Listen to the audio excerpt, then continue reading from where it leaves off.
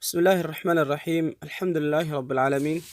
والصلاة والسلام على رسول الله وعلى أهله وأصحابه أجمعين، أما بعد. السلام عليكم ورحمة الله وبركاته. متابعي الكرام، هذه درس من دروس صور من حياة الصحابيات، الدرس 48. خبجمتوتا وردفتوتا برنوتا خينيا صور من هذه الصحابيات دا كن برنوتا خينيا كتا أفرتمي سديتا فاتي سينان كينيا كان دبري سينا أم المؤمنين زينب بنت جحش طمرسا والجلال له قياه الراتينو سينان كينيا إنيو والبرة سينا كينا قياه الراخي ستي جويرية بنت الحارث إسيد آول برة جويرية بنت حارث جويرية بنت الحارث توني كان ألت هجرة درا هجرة درتي وقاكو الأفريت الألت هجرة رسولات درتي waggaa 14 dhaloonni isiidha. Isiin kan itti guddatte jiruu mootummaa keessatti guddatte. Abbaan isiidha Haarith ibn Abi Diraar Banii Mustaliq irraayi. Akkasuma bulchaa Banii Mustaliqiiti. durataa banii mustaliqiiti. Baniin mustaliqii kun kan argamu gosa takka gosa jabduudha, ummata jabduudha, ganda jabduudha. Madiina irraa badhetti kan jiran kara Makkaatitti deemutti ganda akkaan guddaa taheedha. Abbaan isiidha Haarithiin kun Haarith ibn Abi Diraaraadha kun kan بني مصطلق كان بلچو إسادة، وكان سيدا مطاعا سيدا بيتي كان قست إسانيسون إساتول جتودا أبان جويريا دا. إسانان كنين غزوات تكالتو جدا غزوة رسولا كيسا غزوة بني مصطلق يجو الان كان بيكمتو دولة بني مصطلق إتين كان بيكمتو. رسول صلى الله عليه وسلم إرجع إسلام ما كان إفسد في الدنيا تنخيس ربي نور قولي إرجع بيا مكة كيستي وقع غير أفرك ثما تراني بعد سنة أمو ربي نسال الله في سؤال ما تنصار قال مدينة تتئملني إرجع مدينة لين سيناني رسول هنتين أمري هدوه جثات رنا كيستي akka seenayin ammoo ukhummaa islaamaa muslima iddoo jirutti obbalayyuu gochuudhaan gosa khazrajii fi awsii walitti obbalayyuu gochuudhaan masjida ijaaruudhaan san boodallee qabsoo diin rabbiitiif qabsaa'utti bahan jihaadatti ummata gara khayriitti yaamuudhaan jalqaba. Ummata yaamanii kan dide ammoo qabsootti gochuudhaan akkana turan. Ummanni hedduun ni amante biyya Madiinaa kan arraa fi moggaa isaaniitilleen, walaakin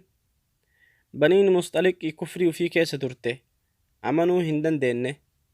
Bulchaan isaanii Haarith ibn Abi Diraaraadha, abbaa Juwayriyaa kana jechuu. Isaanan kunniin hogguu moggaa isaaniitii arabninii fi ummanni sila moggaa Madiinaa jiru kulliin islaamummaatti seenu isaan ni hafan. Hafuu isaanii kana keessatti Muhammad sallallahu alayhi wa sallam nabiyyi Muhammad nun dhiisu asitti hafnee nun dhiisu isaanin jihaaduu qabna jedhaniitiin karooressan jarri kun. Deemneetiin isaanitti oriinee isaan jihaaduu qabna ummata muslimaa kana jechuudhaan murteeffatan, walitti qabaman. Lubbuu isaanii keessa shayxan isaaniitti taphachuudhaan ergasii qophii guddaa qopheessan rasuulaan loluudhaaf qophii guddaa qopheeffatan. Sanaan gazwaan tuni keessa argamte Sha'baana keessatti hijra irraa waggaa 6ffaadha. Ummanni tun rasuula loluuf qophoofte. Hogguu rasuulli oduu tana baniin mustaliqii lola muslimaa heddi jechuu rasuuli dhagahan oduu tana dhugaa godhachuudhaaf buraydaa ibnu al-husayb al-aslamiyyiidha rasuulli ergan sahabaa fi keessa buraydaa erganiitiin mee oduu san deemitii yoo dhugaadhaan baniin mustaliqii lola kenna ka heddu taate mee addaan baasi ani ergan buraydaan illeen hogguu dhaqee jedhu ani nama isin qarqaarurraa jedhee isaanuma fakkaate isaan keessa seenee oduu isaanii irraa guure akka isaan rasuulaan akka isaan sahabaa fi rasuula loluu barbaadan oduu tanaan galeetiin rasuulatti hime qophii guutuu qopheessanii jiran nuun loluudhaaf qophaahaniitiin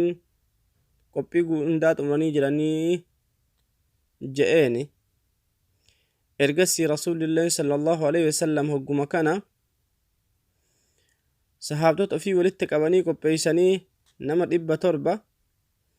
gara banii mustaliqiititti imalan hogguu dhufaniitiin iddoo mariisiici jedhamu tokko gahan biyyuma isaanii kana ganda isaanii biyya banii mustaliqii kana laga tokkotu jira kan mariisiici jedhamu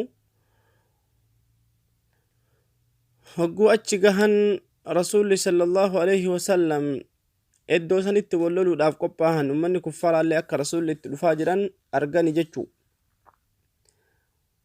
iddoo mariisiici jedhamu kanatti wal loluudhaan qophaahanii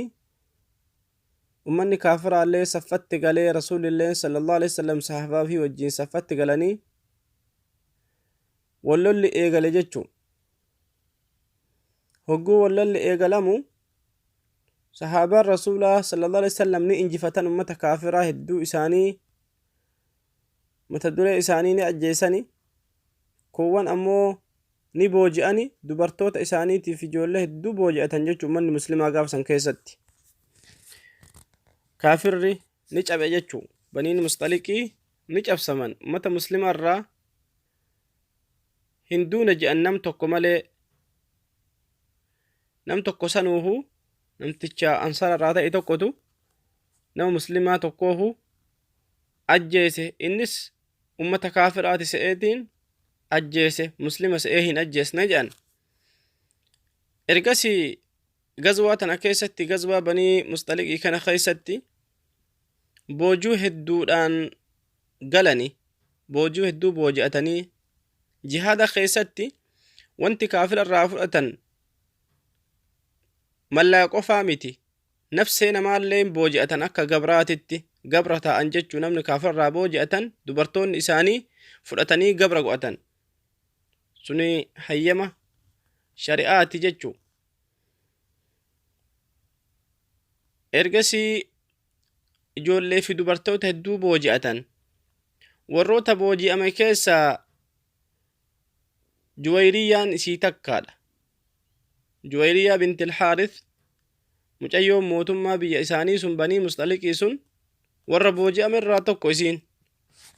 achi duratti juwayriyaan tun musaafaa ibnu safwaanitti heerumtee jirti ummatuma banii mustaliqii kana keessaa jechuudha musaafaan kun duula kana keessatti du'e duula muslimaa fi ummata kaafiraa banii mustaliqii kana hedduutti du'e inni banii mustaliqii irraayi ergasii juwayriyaan illee warra gaaf kana booji'ame irraayi gaafa galan in qoodan boojuu tana jechuu qabeenyaa fi ilmaanii fi dubartoota kanallee sahabaadhaa qoodan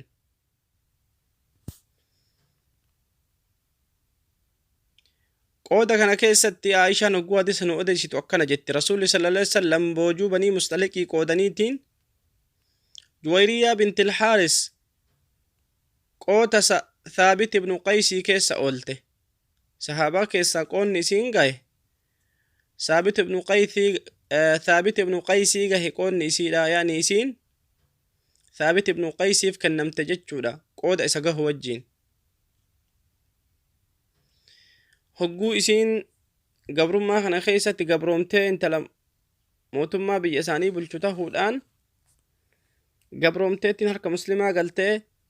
qooda sahaabaa keessa ooltee qoonni isiin dhaqqabde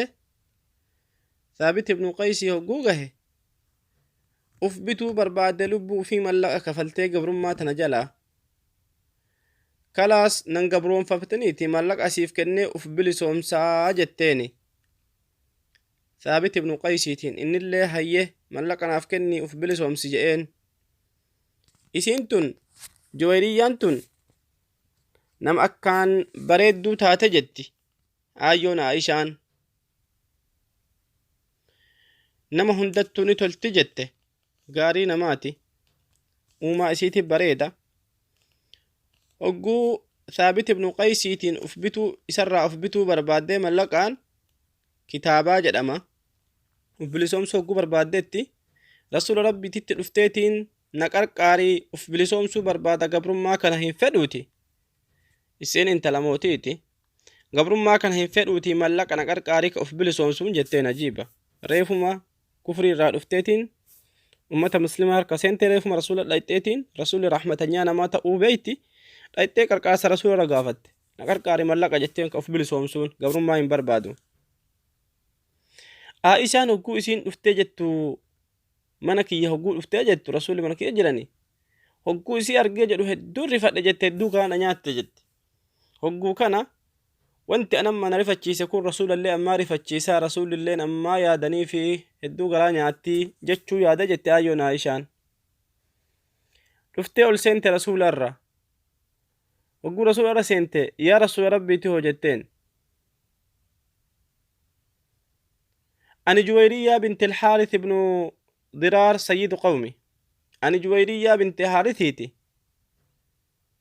بلشا أمتكياتي أمتكيناتي أبانكية أمني مسلمة إسن نبوجتني بوجو كان كيسا نقودمي قونك يا ثابت بن قيسي قهي ثابت بن قيسي تين أفبتو إسرى قبر مرة أفبتو برباديتين قافتين اللي أفبتا سمالك وان نقافته في فجئتك أستعينك نهاقر كارتو ست رفي جتين جنان رسول نجانين فهل لك في خير من ذلك وان كان الرايو أرقى تجالة تاجأنين وان كان الرجال أرقى تجالة تاجأنين قالت وما هو يا رسول الله مال إني وانت كان جالو ملأك إياك فليتين قبر ما كان الرأى باسي بلسة به وانت جالو مال إني جتيني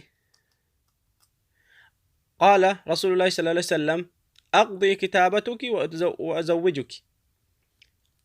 ملأ كان كيك سلا أفبتوني بربادسان سرا كفلا ملك أي ولي قلتنيني أفبتو ولي قلتنسن سرا كفلا